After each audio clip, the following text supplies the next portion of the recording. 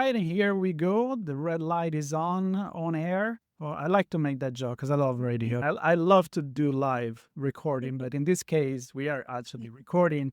But we treat it as if it is live because it's a nice conversation, and this is Redefining Society and Technology podcast.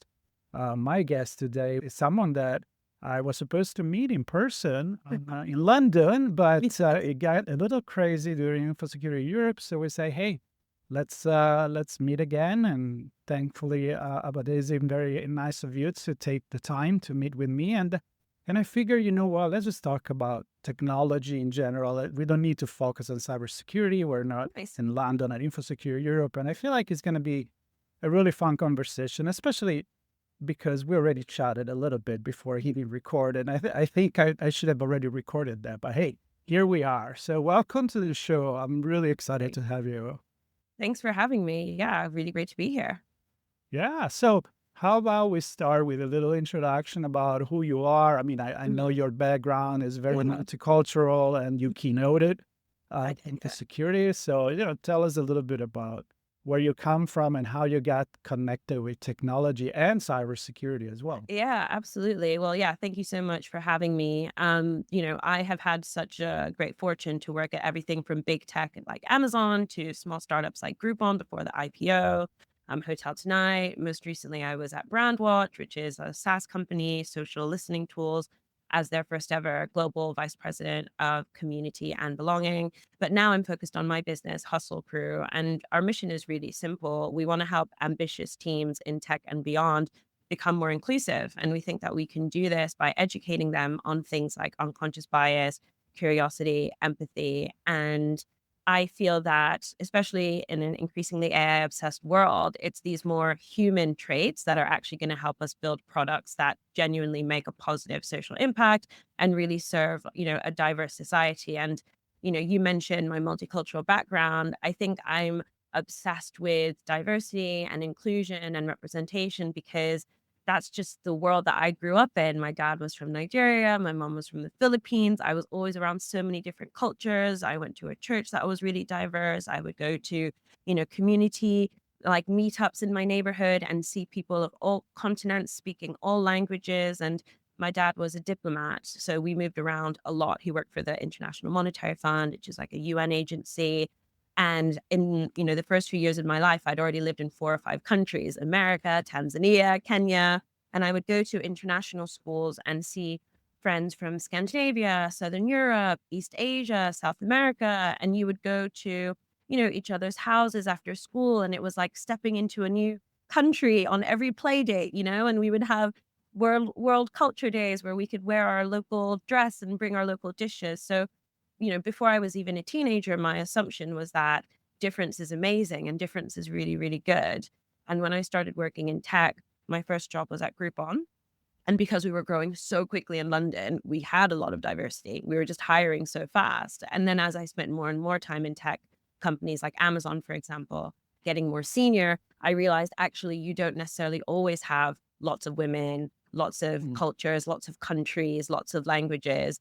And that's when I decided to start Hustle Crew, 2016, almost 10 years ago. I thought maybe if I start talking about this more, building community, helping companies, I can do, my part to make the industry more diverse by tackling what's stopping us from being diverse. Because, in a city like London, where I live, you can go to the tube station and see all types of people. And then you walk into a WeWork and you just see engineers, men. What's happening, So, why can't we replicate that diversity? So yeah, that's really what I focus on now through my work at Hustle Crew, through my podcast Tech-ish, through the articles I write, everything. Yeah, I'm actually, when I stay in London, because then it's easy to get to the Excel, I stay through the Elizabeth line and already 2 years, I stay in Whitechapel, which is very Bangladeshi community there. And I just walk the street and I feel like, I mean, I also live in LA, so I see a lot of diversity there too. But I grew up in Italy, where I am right now, and I just share everything you just said because I found myself in the same situation when I started doing technology and cybersecurity. Yeah, you just talk to a bunch of white dudes. And I'm a white dude, so nobody's going to get pissed about me saying that because it's the truth. Yeah. And so I started looking into from a sociological perspective and a psychological as well. Like, things like when you have diversity, you actually come out with product that work for everybody. Yeah. And I think you make better product. And I Mm, think not many people can deny that. And mm. I honestly don't know why we find ourselves still talking about this, because apparently not everybody got the memo. So what do you do for, let's say, like, all right, let me tell you this again and again and Yeah. again. Like, Yeah. what could you think could be the tipping point that where, Mm, you know, yeah. behavior, culture takes time and sure, but what is your perspective and experience on that? That's a really great question because I know before we started recording, we were talking a bit about how philosophy and ethics and sociology, human behavior, psychology, all these things are increasingly, you know, present in the world of technology, whether it's about how we design our products or how we engage users. And your question of how do I tackle the repetitiveness of this conversation, or how do I tackle the resistance to change? I think it all comes down to influence. That's really what education is. Education is a way to influence someone and say, you may not have seen this, you may not understand this, but I'm going to show you that this is a new way of thinking that can be really beneficial to you, really valuable to you. And that's what I think also makes it really hard, because what influences you, Marco, as a person, of your, lived experience isn't necessarily the same for like another Marco. So, Hmm. education for the masses is only effective when you can target each individual. And one of the things that we try to do at Hustle Crew is use like every tool in our arsenal. So sometimes we focus on storytelling. If you think of films like Hidden Figures, which highlighted these amazing Black women in NASA, Hmm. these amazing mathematicians and software engineers, that was a really powerful way for people to go, oh, wow, women were involved in the Cold War and like the space race. That's crazy. I didn't know that. Black women, that's incredible. So sometimes we rely on storytelling.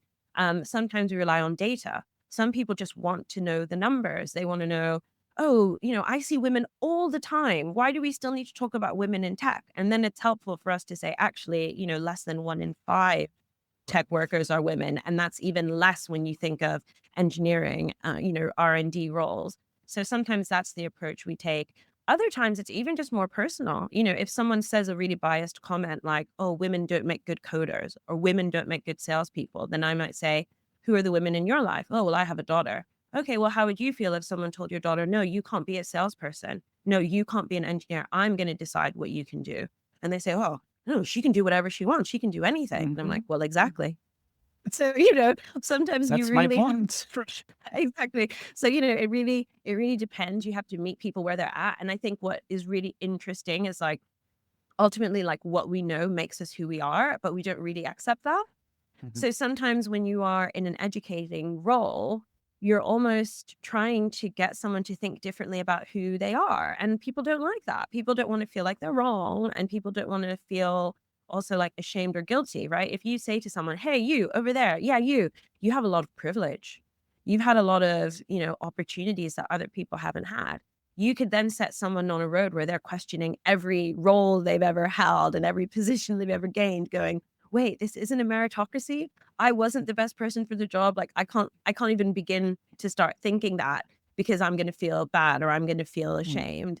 And so it's also sometimes about messaging things in a way where we're not here to focus on those feelings. We're here to focus on the future opportunities to make change. You know what I mean? Like what Yep. can we do now that we know this? What can we do to level the playing field, to promote more young girls to study STEM subjects so that they can grow into amazing, engineers or product people. And then also, how can we build cultures at work that make women want to stay? So if someone does something that makes someone feel unsafe, how can there be consequences for that?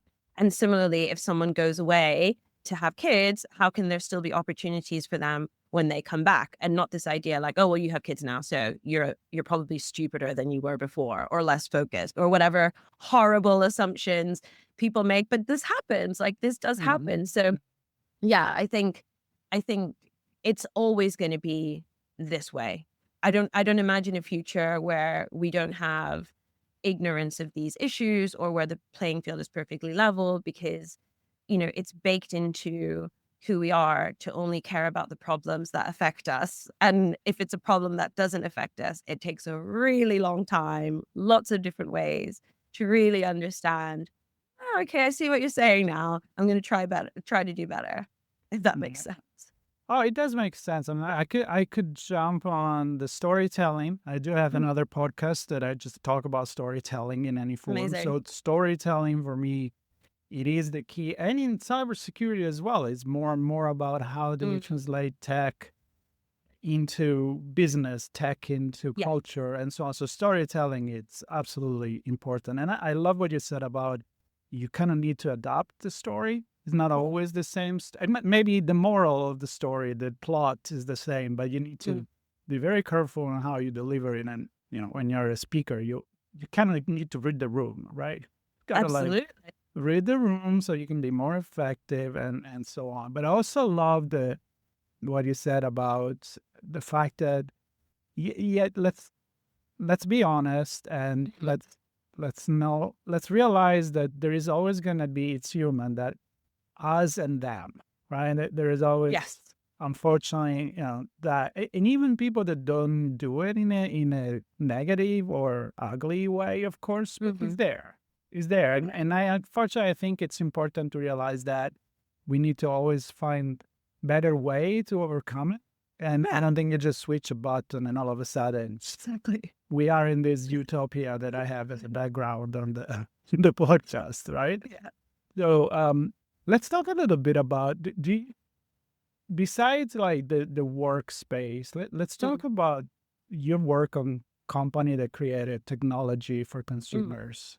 And how do you see actually, or convince people, or have like maybe proof that a diverse group of people actually build better product? Because I have no doubts about it. Yeah.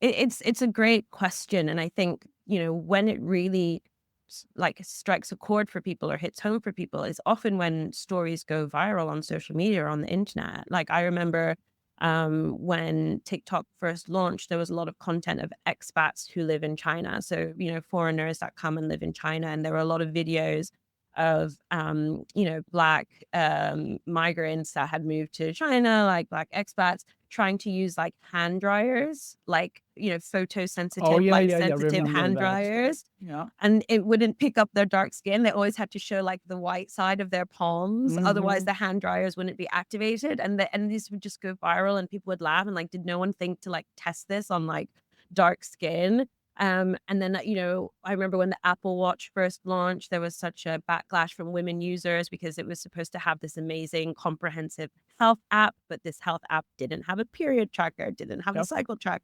And women were like, okay, so I have this really expensive device that apparently tracks all of my health needs, but I still need another app to track my period. That's not really helpful. And, I remember when the study from Georgia State University, maybe around 2018, 2019 came out, where they had done tests of autonomous vehicles going to pedestrian crossings and detected that autonomous vehicles weren't recognizing dark-skinned pedestrians. So they weren't stopping in the tests for dark-skinned pedestrians. And they were like, this is terrifying and really scary because, of course, all skin tones pedestrians exist.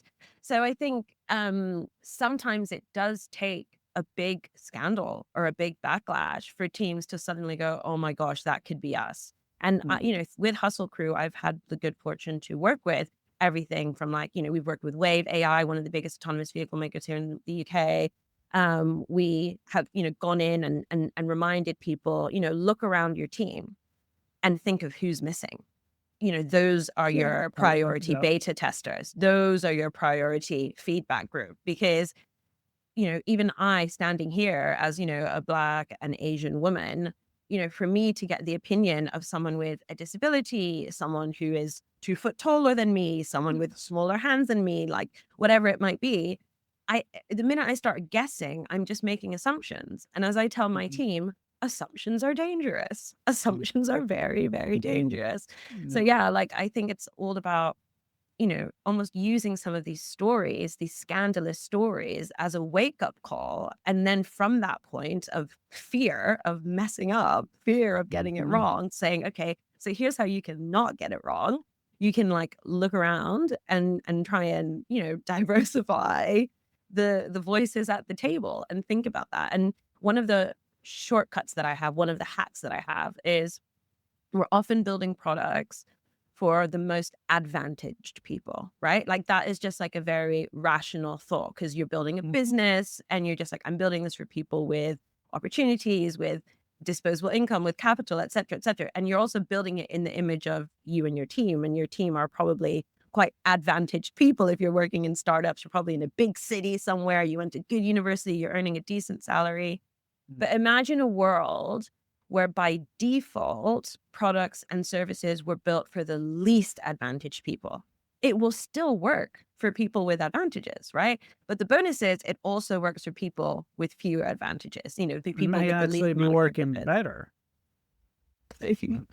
Exactly. So it's like, all we have to do is flip it around and it takes a little more effort. It takes a Mhm. little more time. But that's only because it's not been the default so far. One of our clients right now at Hustle Crew is the Barbican Center.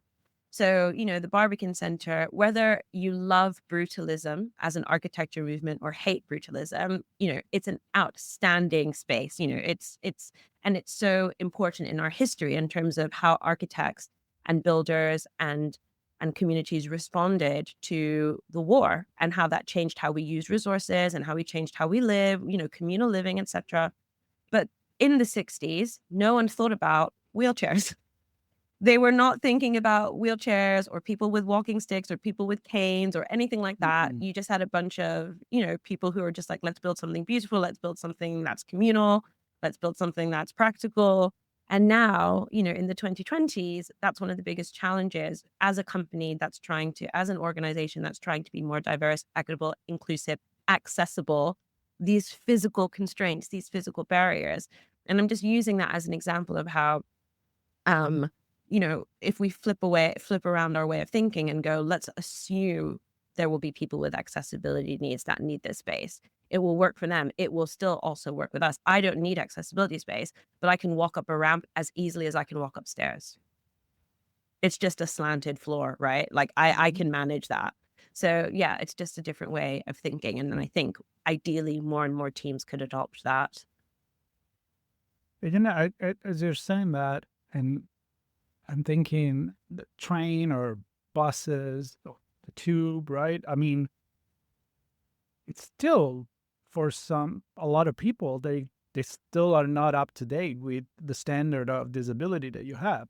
Yeah. But also, you can just hurt yourself for your knee, and all of a sudden it's like, oh, look, it's flat. I don't have a permanent disability, but right now it's actually helping me. That's why I'm saying you actually make a better Absolutely. product Yeah. for everybody. Is Everyone. Yeah, nothing with absolutely. the Or if you the have yeah. your pet or if you have a pram or if you're wheeling a bike. Yeah, I 100% agree. We're leveling the playing field for all of us. I think one of the constraints that has to be acknowledged is time and money because people are like, oh, doing things differently requires time. Like these processes already work this way. Now I need to think of a new process. I need to get buy in for that new process.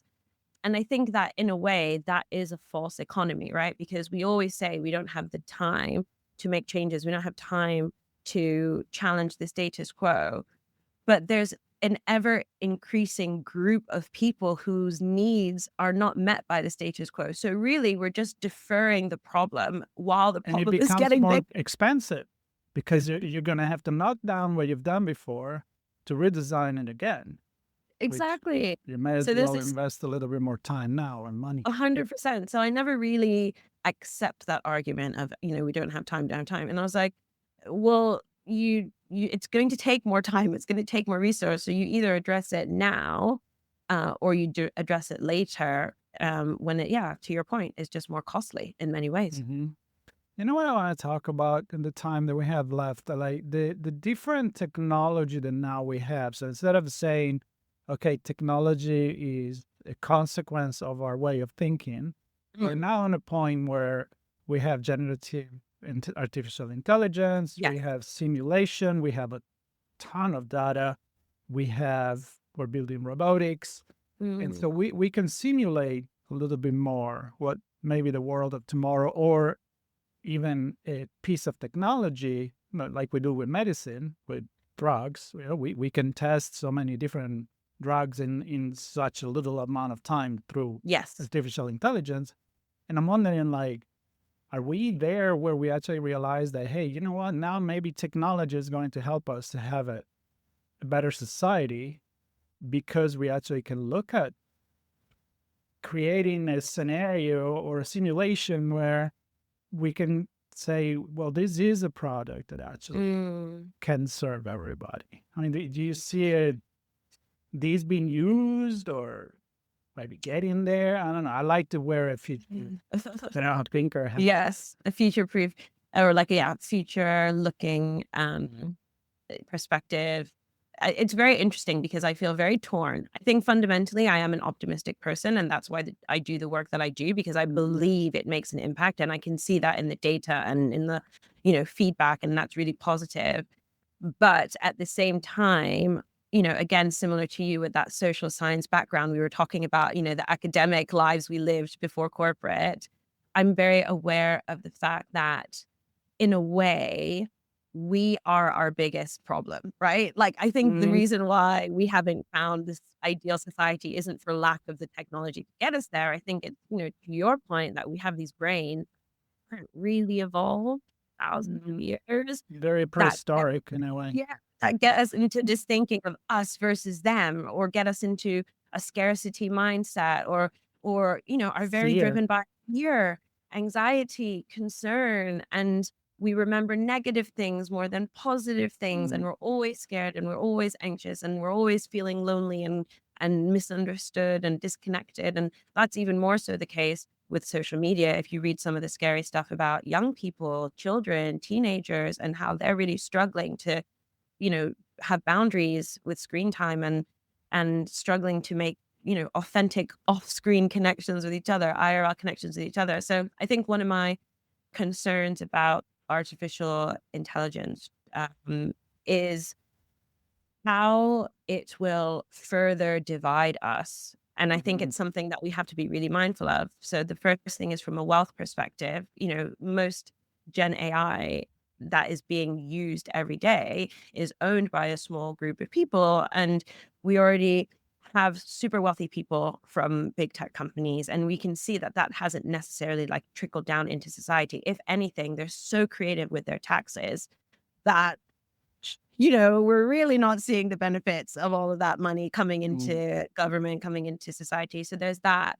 And then I think there's the skills gap. I was at a 70th birthday party, my father-in-law's 70th birthday party on the weekend. And my husband and I use AI probably every day, generative AI. mhm, And there are many people at that party that hadn't even used it yet, hadn't even used it once. And then that mhm, makes me, oh gosh, like the world is changing so rapidly, and you're going to get left behind, just like people who never got smartphones, or people who mhm, still send text messages with all caps. But yeah, I definitely think, you do make a fair point, which is there are now innovative and creative ways for us to build our empathy, to be influenced, to change. And, for a while now, people have been using emerging technologies like VR, for example, to try and make you see what it would be like to face prejudice. There's mm, already companies that are innovating, or gaming companies, creating worlds where you can see what it feels like to, face discrimination. So yeah, I definitely think we'll still see, all of these tools applied to influence positive change. And I'm really excited about it. But I think as individuals, we should, one, hold these companies accountable, because they wield a lot of power. They also make a huge environmental impact. And I think we should hold them accountable to, like, mm, put their resources into, um, negating all of the bad things that they do and offsetting all of the like bad things they do environmentally and stuff like that. And then, yeah, I think as individuals, we also should not feel left behind, because this is the same thing that happens with coding and technical skills. There's like a certain group of people that go, that's too hard for me, that's too difficult for me, and get left behind. And I think the same thing's going to happen with applications of AI. And it makes me sad when young people are like being discouraged from using AI, because of course I understand it affects critical thinking, and that should definitely be an important conversation, but also it's a tool that's not going anywhere. So instead of telling them to not use the tool, we should be encouraging them to use the tool in like creative ways or ways that enhance, their fundamental learning, instead of, shaming them because they're going to do it anyway. That's like you telling me not to use my calculator on my maths homework. I'll just wait till you leave the room and then I'll use it then. So, yeah, these are the things that I think about.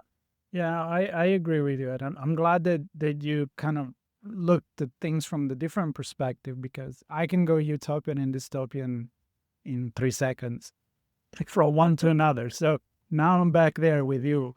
But I agree. I mean, even training, all the training of machine learning applied to create generative AI. I mean, we've seen many cases of bias actually brought to life by generative AI engines, and I think again you go into the fact that those are tools.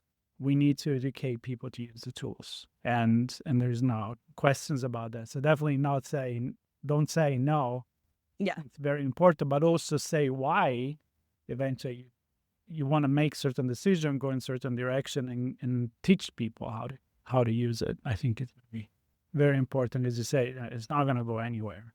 Well, I hope that we're going to be able to drive this technology to actually benefit us. And again, not just about using technology because it's there, but creating a technology that is going to serve us as societies as we move forward. And I think also because it's a very much more diverse society nowadays, respect on what, people travel more, we are all connected, we see what's happening around the world.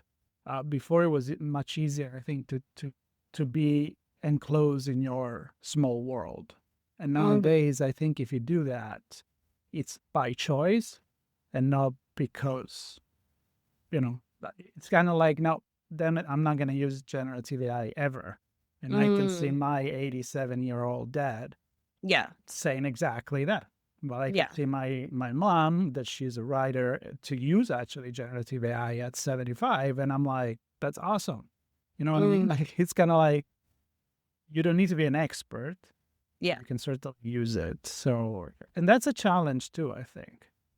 Yeah, absolutely. I mean, I think one of the things that I'm very curious about, because right now, generative AI is a more pleasant experience than, let's say, searching Google, because you're not seeing ads, you're not seeing these AI summaries, you're not seeing sponsored content. You want a quick answer and you're getting it. And if you want it refined, you can do that.